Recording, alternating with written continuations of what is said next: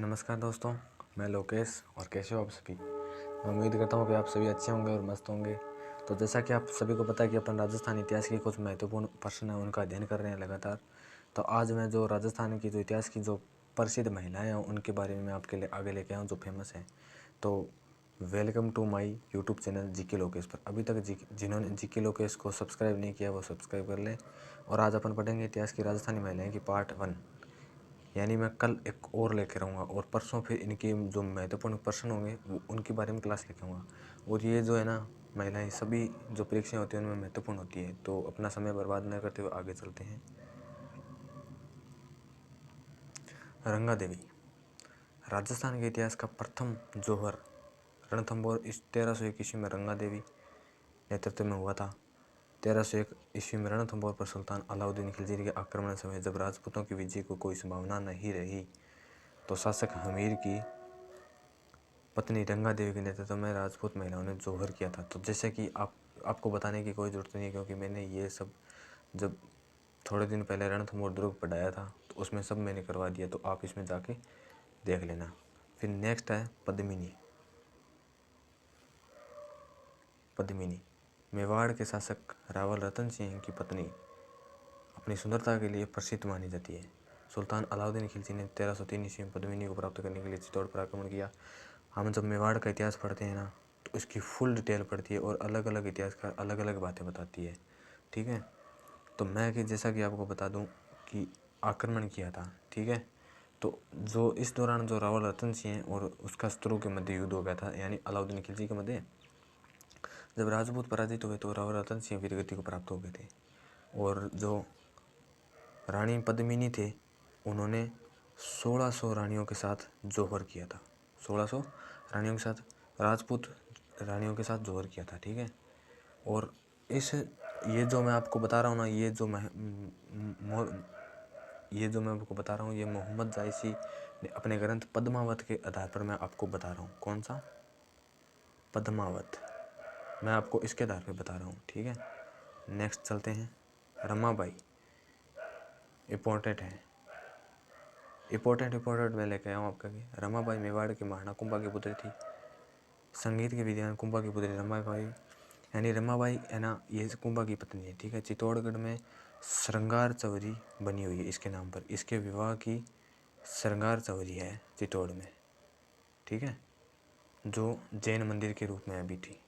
Next Karmavati. Karnavati Mewar के यशस्वी राणा सांगा की पत्नी थी जो 1528 में राणा सांगा की मृत्यु के बाद रतन सिंह मेवाड़ का शासक बना था। ये तो अपन ने देख लिया, लेकिन आगे नेक्स्ट बात करता हूँ कि इस पर रानी कर्मावती ने अपने पुत्र विक्रमादित्य को शासक बनाने के लिए मुगल बादशाह बाबर से अनुरोध किया था।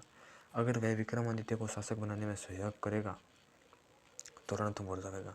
परंतु योजना क्रियान्वित होने से पूर्व ही दिसंबर 1530 में बाबर की मृत्यु हो गई थी। और जो विक्रमादित्य था उसके समय दूसरा साका हुआ था।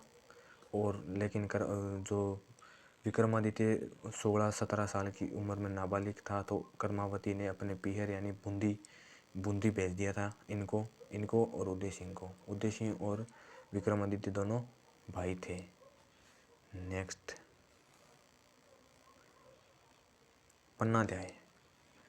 पन्नाध्याय राणा सांगा के छोटे पुत्र उदय सिंह की माँ की दाएं माँ थी।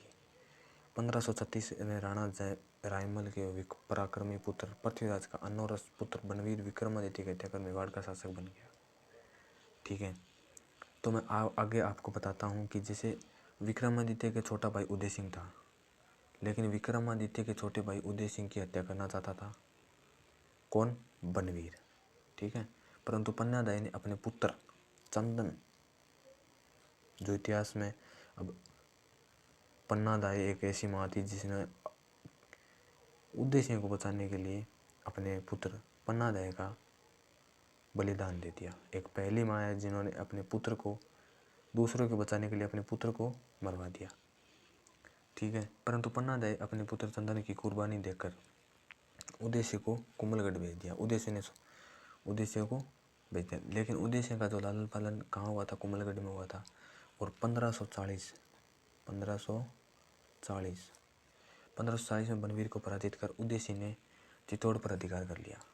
1540 में बनवीर को पराजित कर उदयसिंह ने चित्तौड़ पर अधिकार कर लिया। लेकिन अब चित्तौड़ का राजा कौन है? उदयसिंह। ठीक है, नेक्स्ट बात करते हैं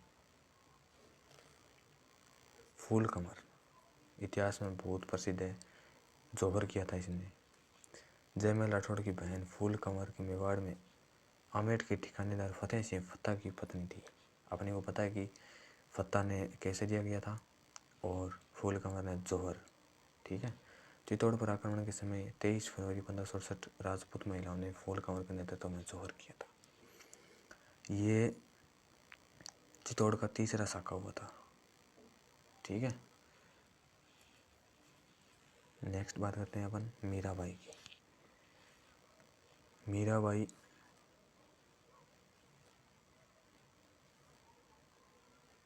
मेड़ता के कुड़की ग्राम में 1504-68 रतन सिंह राठौड़ की पुत्री के जन्म। अब नेक्स्ट बात करते हैं कि ये कौन थी। ये सांगा के पुत्र भोजराज की पत्नी थी।